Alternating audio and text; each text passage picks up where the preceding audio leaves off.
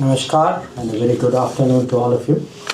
So it's very good to be back in Brussels. I think I was here 2 years ago, and I thank you all for taking the time and coming here today for this gathering, for this interaction. And I believe it's a holiday today, so I feel a little less guilty when you're here. But I, as the ambassador shared with you, I'm here for an official visit to Belgium.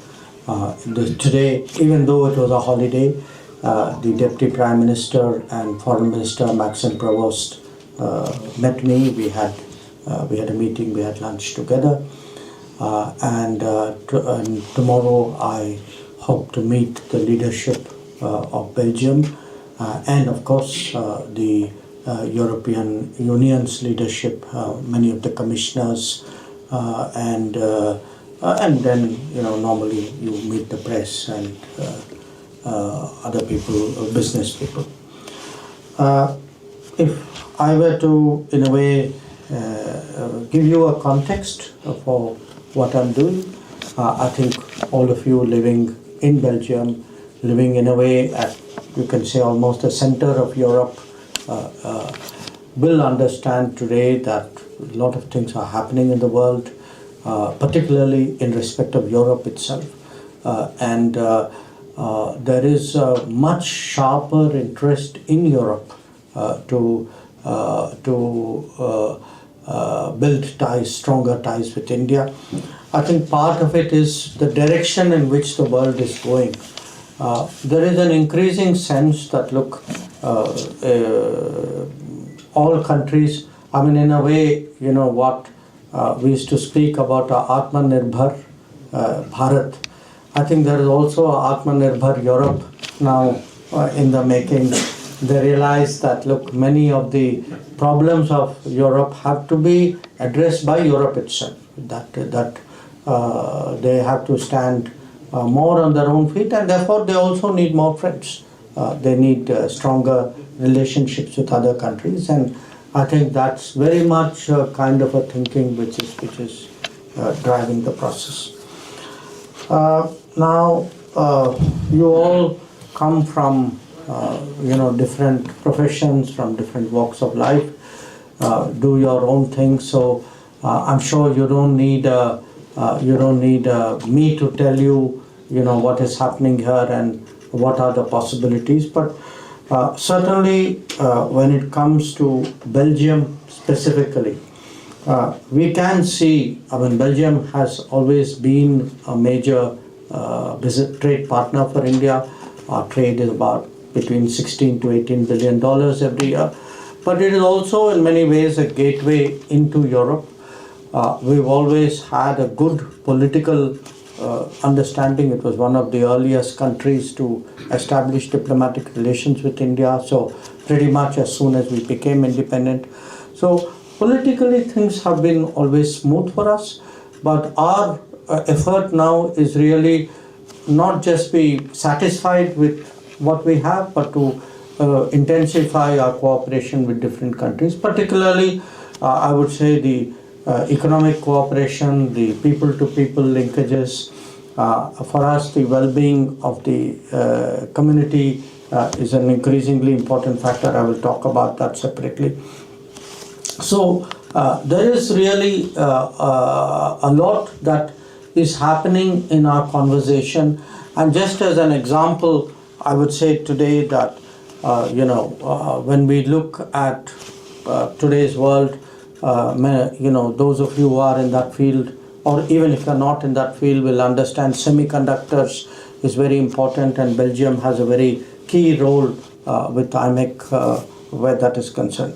Or those of you who have anything to do with the medical, pharmaceutical world will know this is a big hub. It's a very, very key center for pharma-related research and production, and there again, a lot of our companies have tied up. So whether you're looking at vaccines or diagnostics, or I would say even something like sickle cell anemia. There's a lot of work, and there's a lot of solutions which are coming out of India-Belgium cooperation.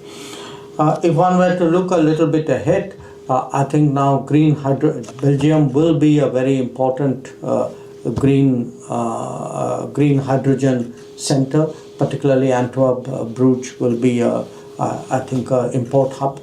And one of the very important projects which is being set up here is by a Belgian company called John Cockerill in Kakinada. They're setting up an electrolyzer factory. So I'm giving you those as examples really of how, I mean, definitely it's a good relationship, a very smooth relationship, but we want it to be sort of more ambitious, stronger and bigger in terms of the outcomes. And of course, some industries are historical here. I don't have to say, the diamonds is a very, very important and a very long-standing industry. And here again, there have been some issues in that business which we have tried to engage with Belgium and try to fix.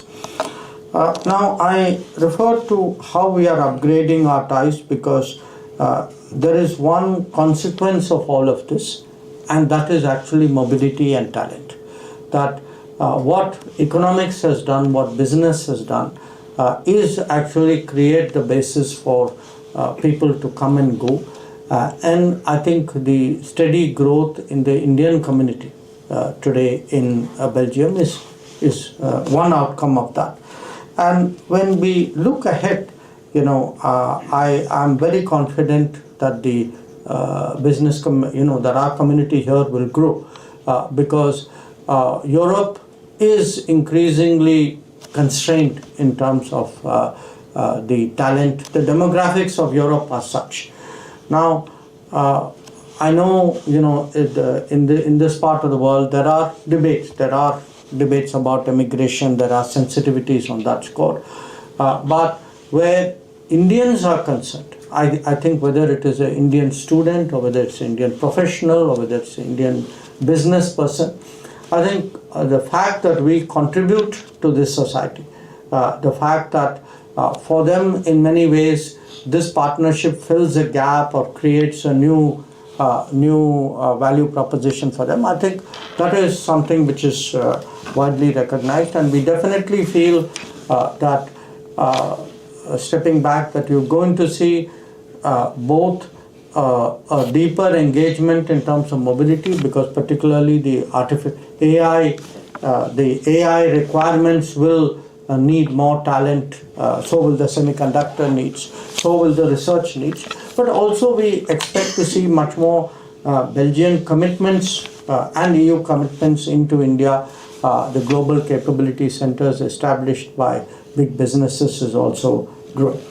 So I then come back to what I always say, and each time I say it with an ever and ever stronger conviction, that the good image of India, today the fact that we are regarded across the world with so much respect and regard, that is largely shaped by actually the Indian community in different countries.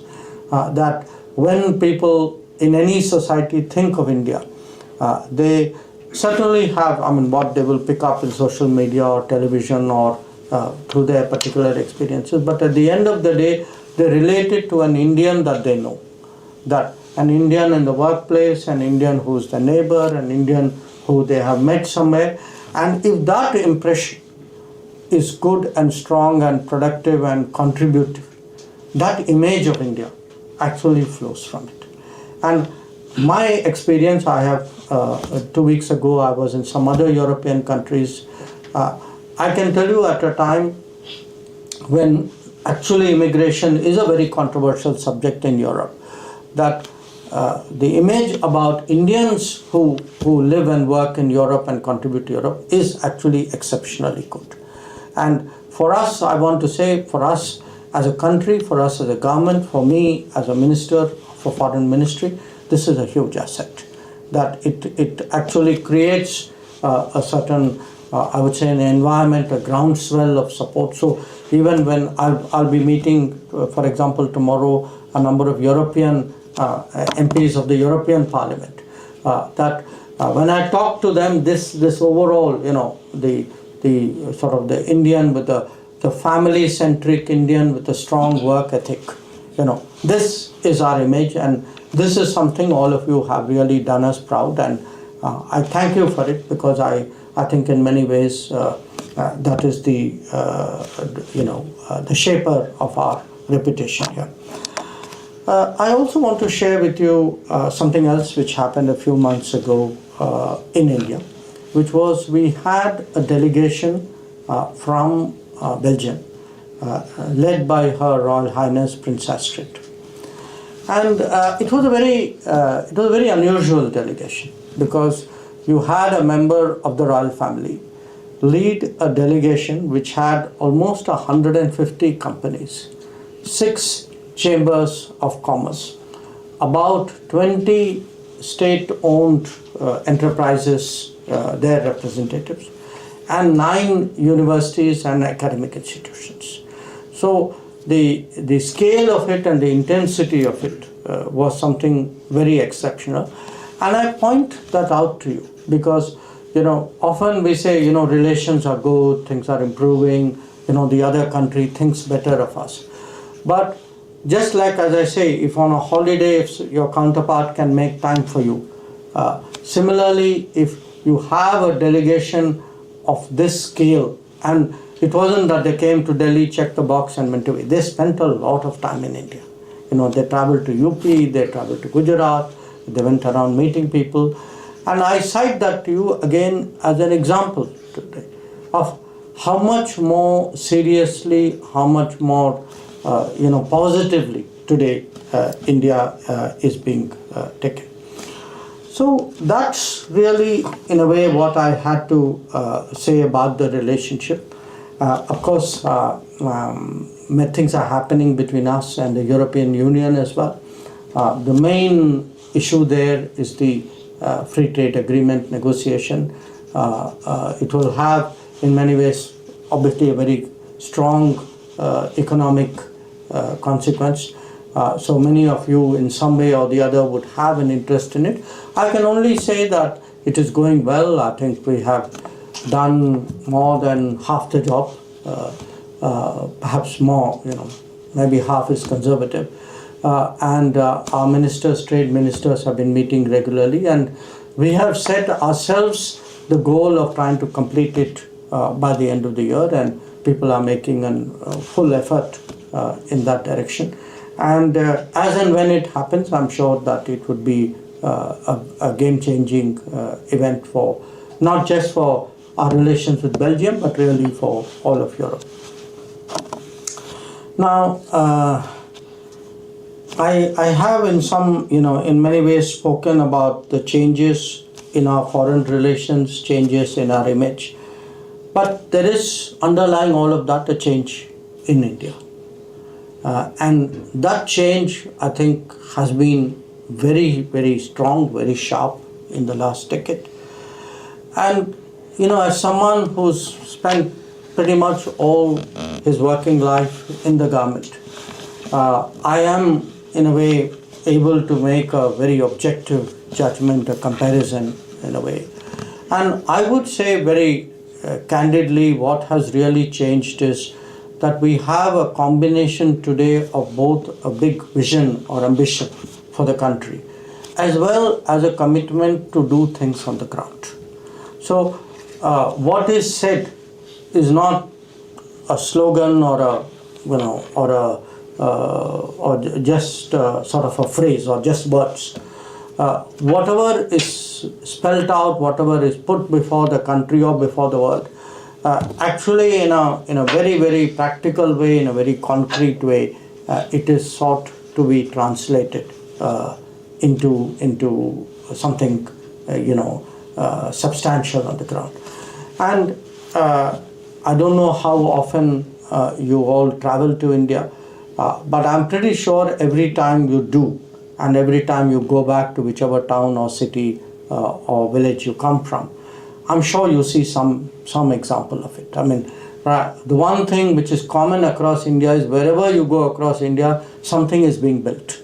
You know, there is a road which is being built, there is a houses which are being built, there are new railway tracks coming up, the new airports and places which you may not have known earlier. And in many ways that is a good metric to really to judge what is changing in India. And when you meet people, especially coming from Europe, I recently was addressing the advisory board, the global advisory board of a very big European company. And when you put that kind of scale of change before them, if you tell them that, look, every year today in India, between 4,000 to 5,000 kilometers of railway track are being built, or that 10,000 kilometers of highway are being built. This is for them really mind-boggling. And it is mind-boggling because wherever you are meeting them, actually they have seen some evidence of it. I mean, it's not just a number that you are throwing, and it's also visible for them in terms of they see it in their business lives, they see it in the ease of travel. That if the airports in India have doubled in the last decade, that's quite evident to them. So the physical changes in India are are obviously very visible and very important facet of the transformation which is underway. But there is the other side, and that's actually the people side, in terms of how well is the average person, how well is the population doing. And here again, actually, you can see that even though in the last decade we've had sometimes a once in a century challenge like the COVID, I first came to Europe maybe almost 45 years ago. Okay, Europe was often held up as an example to much of the world about what is possible, and there are many good reasons for that. I mean, after a very difficult history, they have come together in a manner in which there's virtually no other example for something like the European Union. So there is a lot that can be said to the credit of this part of the world. But what is, I think today for me very striking is this sense in India that, for us, almost like every year or every few years, you can see your life is getting better. That places which did not have electricity or did not have water have, people who did not have houses have, people who had it have improved it, your ability to reach places is better. As I said, ease of movement is better, there is a sort of an optimism, and it's again not just a business optimism. If you look at it, younger people today, whether it is at the level of startups or innovation, or whether it's even at the level of, say, a person who has a cart, or people who are working out of homes, the ability of people today to secure loans for small businesses has undergone actually a sea change, and the sort of I would say the well-being, from physical well-being to a belief that their expectations have gone up, rightly so, and as the delivery gets better, and a big part of it is actually how much more digitized, whether I come to Europe or whether I go to US, North America, frankly, even if I travel around rest of Asia, I see how much more digitized we have become, how much more deeply we have embraced technology in India, and to me, that bodes very well for the times to come. So those were some of the impressions of home, of our relationship, of how we look at the world that I wanted to share with you. What again, I take the opportunity to underline that there has been, and you have all evidenced that seen it for yourself, that in the last decade, where Prime Minister Modi is concerned, his governments have put a certain premium, a certain special value on the diaspora, on the Indian community.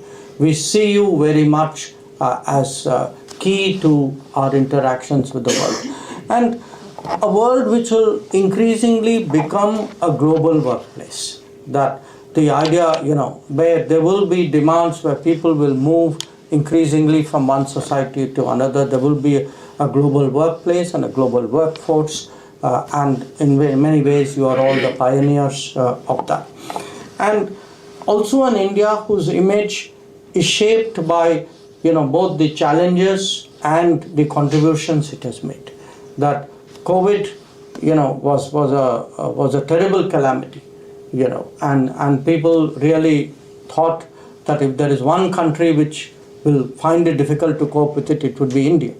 So we began the COVID as a concern for the world, and we ended the COVID as the main provider of vaccines for about 100 countries in the world.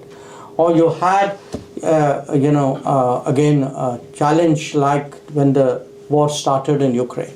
And the majority of countries, frankly, those who had people there, left their people to their own devices. And we were one of the few who not only made an effort to get our own people out, but wherever possible, it was something that we did to the others. And that kind of an India that is contributing.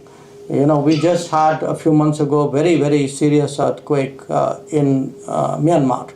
And we were the first country to go in there with a field hospital, with rescue teams.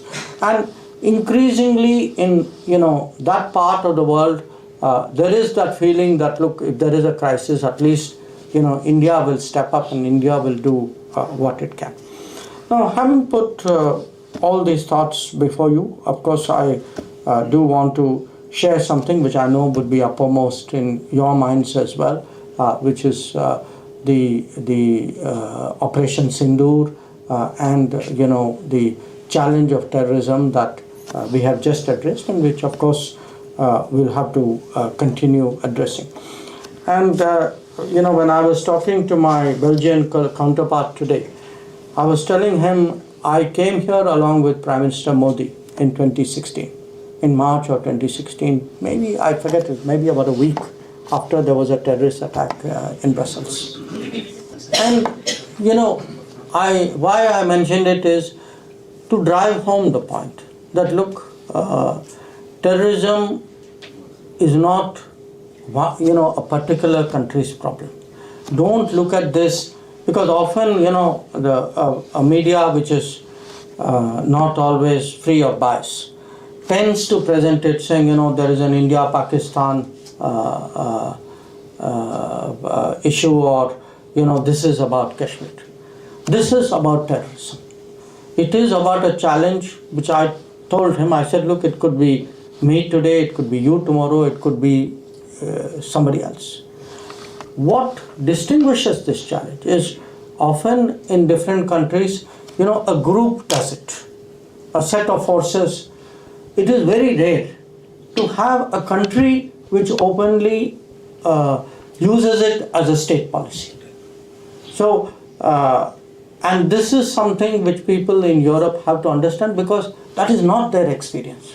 Terrorism happens here, but no European country or no neighbor of a European country does terrorism as a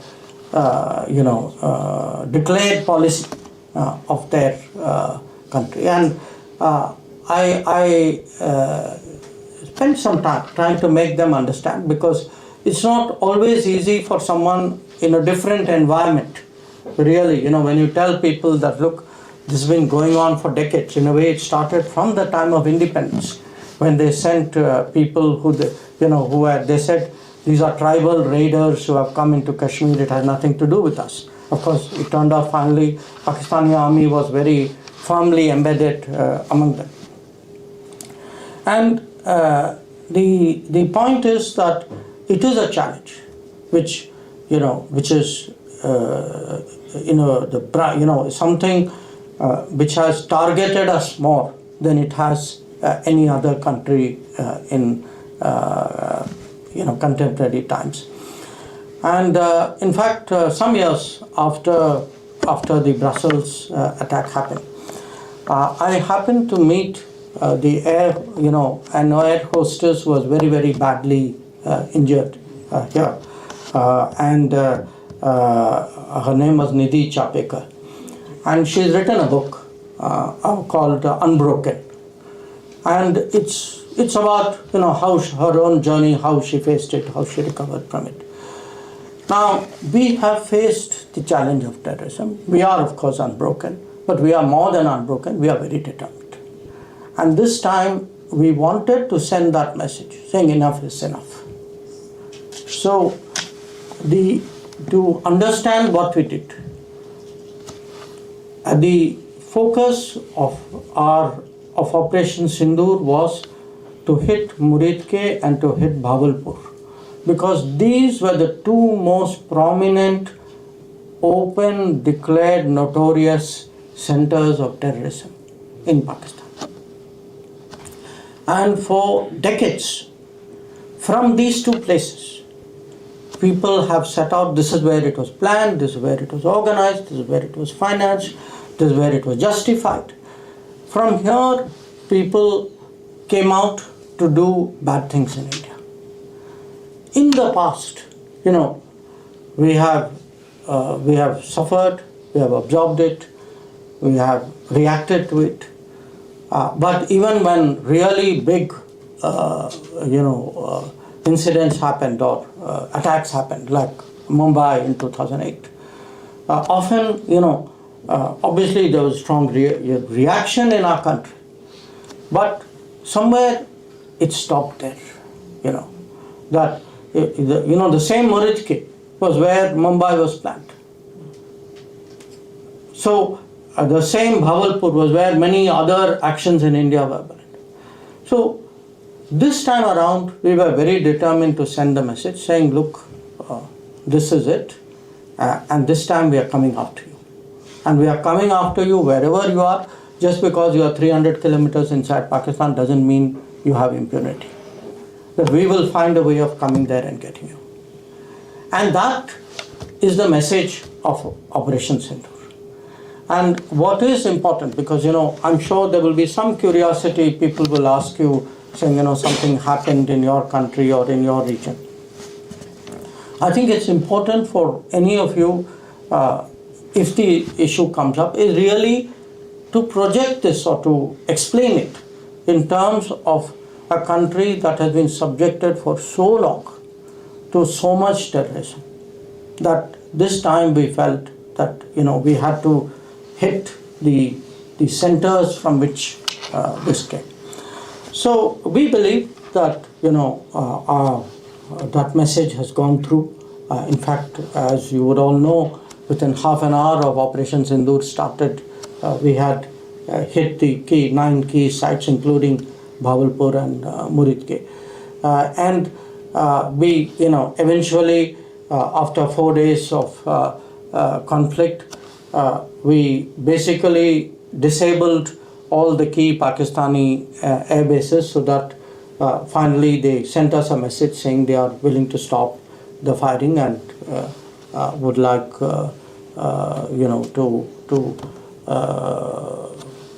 establish some kind of stability after that.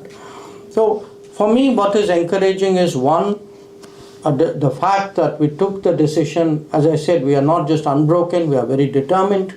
The decision to go in there and hit them.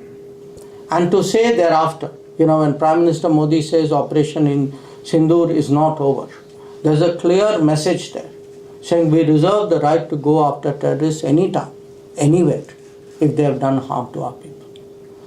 Number two, what also for us is a big takeaway is the national unity. That we have had parliamentary delegations of different parties. I think they were here some days ago as well. And to see across the world leaders of different parties, often the delegations have been led by leaders of opposition parties, but presenting a united case, a unified case outside on this matter. I think it is something which has done our country and our democracy very proud. And third, of course, the messaging that on an issue like terrorism, don't treat it as an issue between two countries. Don't think this is just India's problem. I mean, if you look, in fact, at the history of terrorism in the last 20, 30 years, so many of these incidents eventually end up in Pakistan. The fingerprints, the trails, it's somebody from there who's done, all this. So that's right now, of course, the big issue.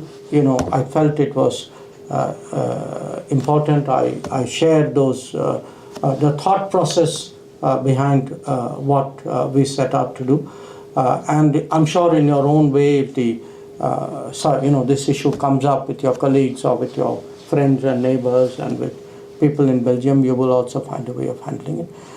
So let me conclude there. Once again, I do want to say that, look, we give Modi government, we give a lot of importance to Europe. We believe that even in the near term, if I say this decade, this will be one relationship, which will really grow. I can sense it, I can feel it. We will invest a lot of time and energy in growing this relationship. We believe today that similar sentiments exist in Europe, that it's not just us wanting better ties, deeper ties. I think we also believe that the same calculations, the same sentiment is there.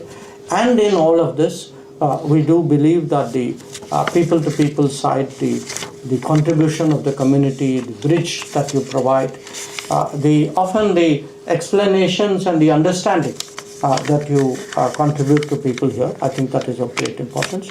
As always, I would like to thank you for everything you are doing, and I hope that when you look sitting here at India, you also have that same sense of pride and satisfaction at the achievements, but also a realization that we have many more things to do, and we are very determined to do it. Thank you very much.